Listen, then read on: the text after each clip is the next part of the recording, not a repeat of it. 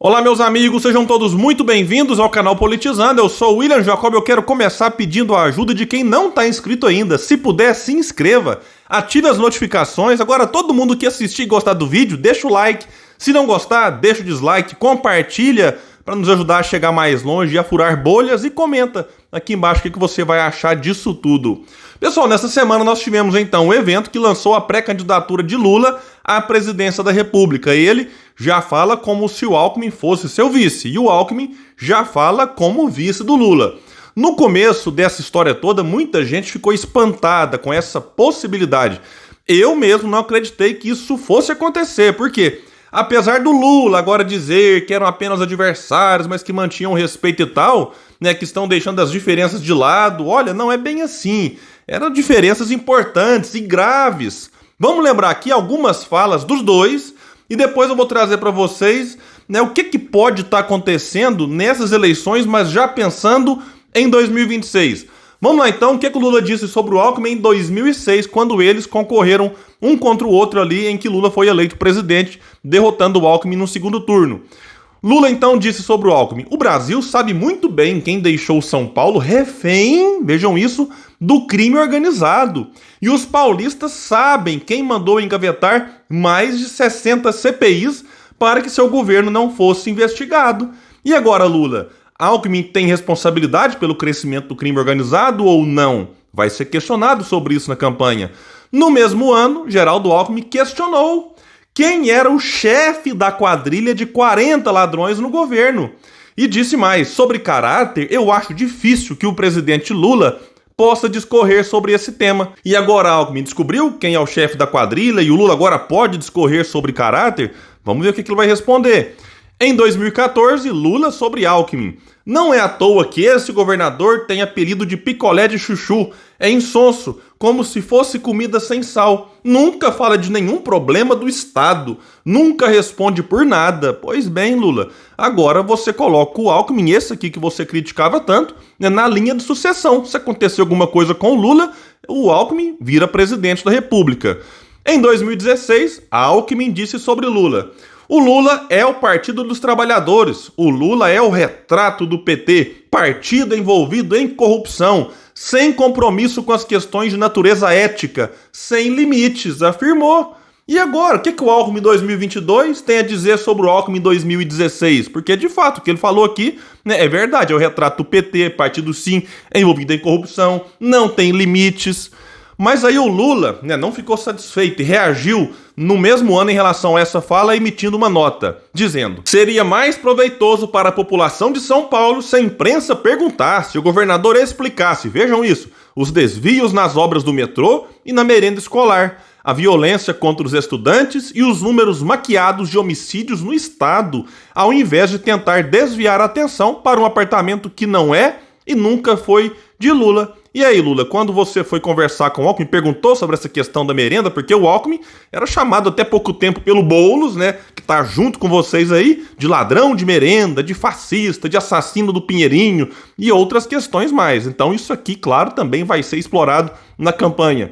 Em 2017, o Alckmin disse: depois de ter quebrado o Brasil, Lula diz que quer voltar ao poder, ou seja, ele quer voltar à cena do crime. Nós o derrotaremos nas urnas. Lula será condenado nas urnas pela maior recessão da história. Sim, recessão que aconteceu lá com a Dilma, que derrubou o PIB em praticamente 7% em 2 anos. Dilma que foi colocada na presidência por indicação do Lula, assim como de Michel Temer. Em 2018, o Alckmin reforçou sobre isso, disse: Lula será condenado nas urnas pela maior recessão da nossa história, tá certinho, pelos 15 milhões de empregos perdidos, realmente isso existiu, pelas milhares de empresas fechadas, concordo com o Alckmin, e pelos sonhos desfeitos e negócios falidos. Isso aqui tudo é obra do PT, que diante dessa tragédia na economia e também envolvendo na questão da corrupção, abriu espaço para criar o clima que elegeu Bolsonaro, que é uma resposta do povo em relação a tudo que o PT fez quando esteve no poder ao longo aí de 16 anos. Ah, Will, mas foi só 13,5, porque o Temer fez o impeachment, deu o golpe, não sei nem como que chama mais isso.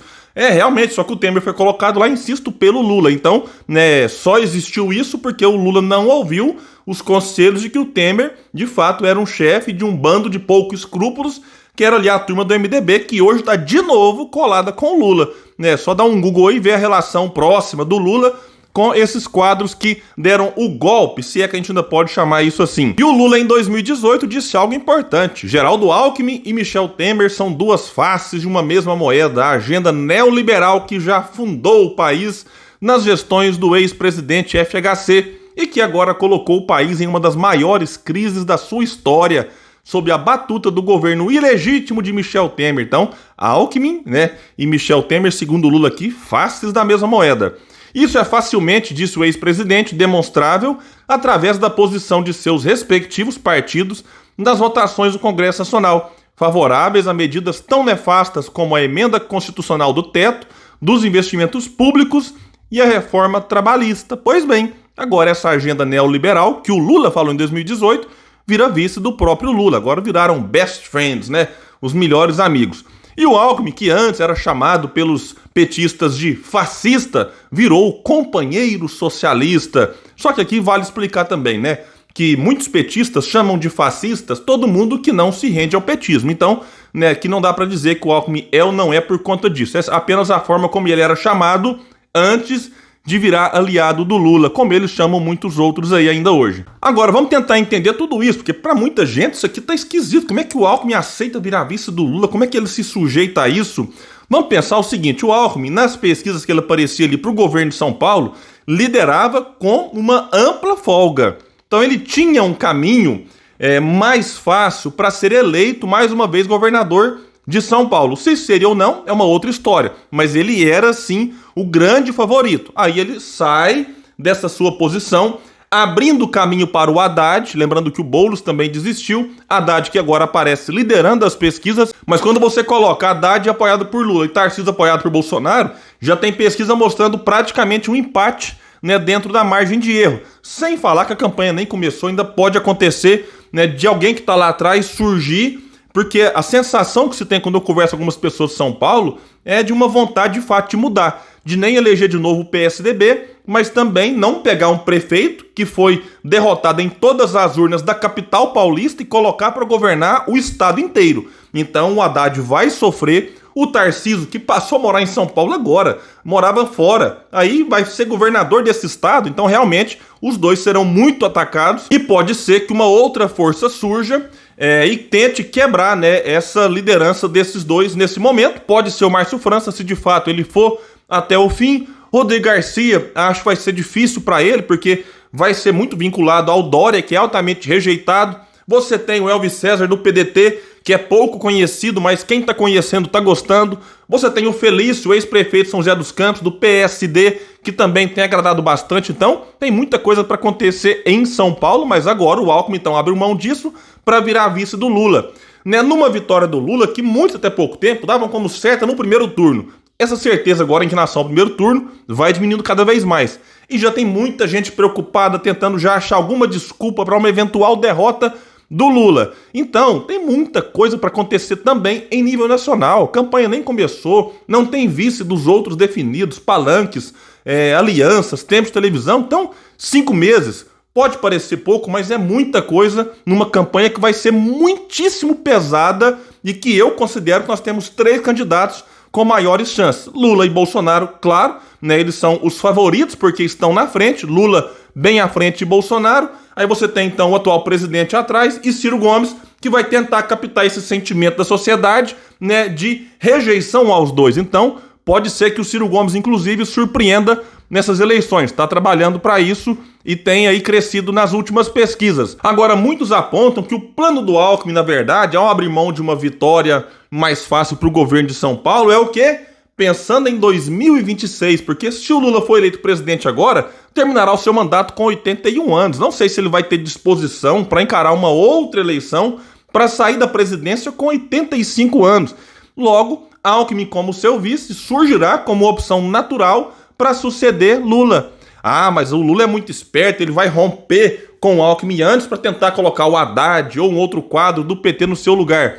Tudo bem, pode ser que ele faça isso, mas vai ter que calcular bem, porque se fizer isso, dependendo do momento, pode ser, né, que surjam articulações para o impeachment do próprio Lula. Porque se o Alckmin faz, por exemplo, o que o Temer fez, quer ir para o lado da oposição e conspirar a favor do impeachment de quem está na presidência, isso pode acontecer. Até porque o Lula, caso seja eleito, acredito, terá que lidar com uma oposição muito maior e mais agressiva do que ele teve antes. Porque agora com quem que o Lula dialoga bem? Com parte do campo da esquerda, porque alguns partidos como o PDT não se renderam ao lulopetismo, né? E alguns setores do centro, como Solidariedade. Mas tirando isso, você tem aí os partidos de centro-direita, né, União Brasil, PSDB e outros mais, que não querem papo com o Lula. Você tem parte do PSD de Gilberto Kassab que até, enfim, dialogaria com o ex-presidente, mas outra parte não. Então o Lula vai ter muita dificuldade, caso seja eleito, de ter a tal governabilidade, apesar dessas alianças bastante complicadas que ele está repetindo, que ele fez no passado e que deram errado, né? Levaram ao chamado golpe. Então é importante a gente observar o que pode acontecer. E se de fato então vier o impeachment, né, ou alguma coisa e alguma tragédia acontecer, o Alckmin inclusive pode assumir antes das eleições em 2026 e aí vira um candidato natural à reeleição. E claro, tudo isso que eu falei, se o Lula for eleito, o que pode ser que não aconteça. Como eu disse há pouco tempo, tem muita coisa para acontecer. Tem muita gente precipitada, achando que as eleições serão no final de semana que vem, forçando o povo a ter que escolher, ficar com a faca no pescoço, falar, não, tem que ser um, tem que ser o outro, né? Engula tudo que esse aqui fez de errado, engula tudo que o outro fez de errado, porque só existem esses dois. Não, né? Nós teremos uma eleição, vai ter debate, mesmo que eles não vão, né? Quem for vai explorar a ausência de quem não for. Então, meus amigos, vamos ter paciência, vamos ter calma, porque as eleições não acabaram e, na verdade, a campanha nem começou. É isso, né? As reflexões que eu tinha para esse vídeo. Se você gostou, compartilhe. Vamos ajudar a trazer mais pessoas aqui para o canal Politizando. Valeu e até o próximo vídeo.